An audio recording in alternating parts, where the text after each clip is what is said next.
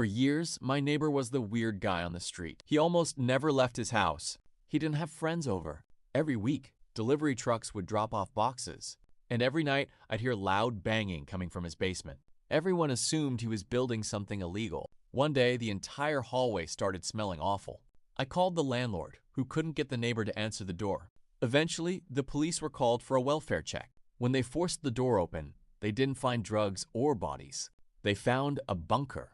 Not just any bunker, a massive underground shelter that looked like something straight out of a movie. It had enough canned food to last decades, water filtration systems, medical supplies, backup generators, and even bunk beds for multiple families. The neighbor explained that he'd spent the last 12 years preparing for the collapse of society. Everyone laughed at him. Then, just a few weeks later, global tensions exploded. News channels were talking nonstop about the possibility of war. Grocery stores were stripped clean within days. Suddenly, everyone who had mocked him started asking the same question. Do you have room for one more? He said no. To this day, I still think about how quickly people went from calling him insane to wishing they'd listened.